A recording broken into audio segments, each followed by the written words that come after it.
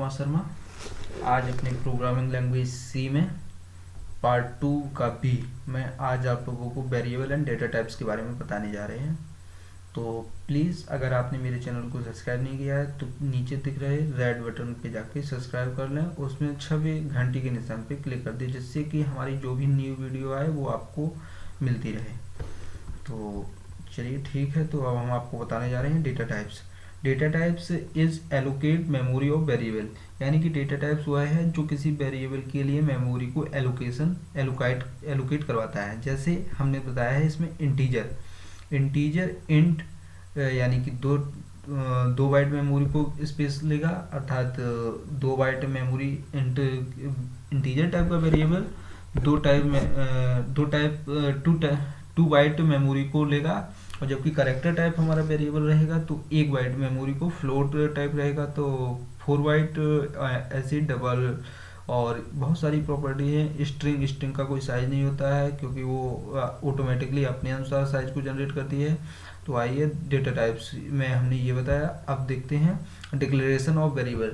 अगर हमें किसी वेरिएबल को डिक्लेयर करना हो तो उसके लिए हमारे पास क्या होना चाहिए, डेटा टाइप होना चाहिए। डेटा टाइप जैसे इंट है, फ्लोट है, इन सभी का। उसके बाद में variable name, commas, variable name 2, यानी कि हम उनमें कई सारे, एक ही डेटा टाइप आगे डिफाइन करके उनमें कई सारे वेरिएबल को ले सकते हैं। जैसे कि हमने इसमें दिखाया इंट ए कॉमा बी, यानी कि इंटीजर टाइप के 2 वेरिएबल लिए हैं ए कॉमा बी। तो I mean a variable store 2 byte memory in RAM या प्रोग्राम है, ये हमारे प्रोग्राम या रैम में 2 बाइट मेमोरी को स्पेस पाएगा। और देखते हैं फिर हमारा क्या आता है, initializing of variable. Initializing be now that as declaration variable. जैसे कि मैंने पहले बताया कि वेरिएबल को किस प्रकार से डिक्लेयर करते हैं।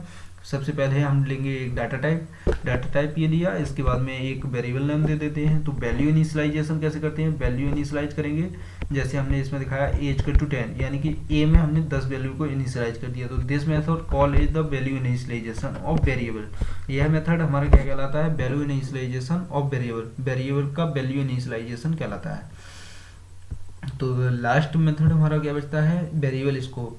वेरिएबल स्कोप क्या होता है हमारा कि it's variable declaration and use only one method, यानी कि हमारा जो भी वेरिएबल है वो अगर एक ही फंक्शन के लिए कार्य करे, एक ही मेथड के लिए कार्य करे और उसी में घोषित किया जाए, उसी में यूज किया जा सके, तो इसे लोकल वेरिएबल कहते हैं। Global variable it's variable use for program and up declaration of main method. यह है हमारे प्रोग्राम में कहीं भी वर्क करे, यानी कि पूरे प्रोग्राम में कहीं भी यूज किया जा सकता है, और इसका डिक्लेरेशन कहाँ होना चाहिए, मेन मेथड के ऊपर होना चाहिए। तो एज लोकल वेरिएबल का मेथड मैंने दिखाया कि मेन मेथड के बाद हमने इसमें वेरिएबल को डिफाइन किया है। उसके बाद एज ग्लोबल वेरिएबल जो हमने बी टाइप में दिखाया है, just like that this method int हमने ए, उसके बाद में मेन मेथड को घोषित किया।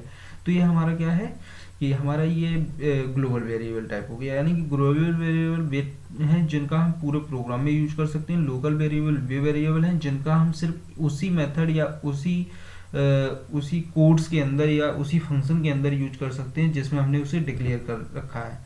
तो thank you for watching this video, please subscribe my channel.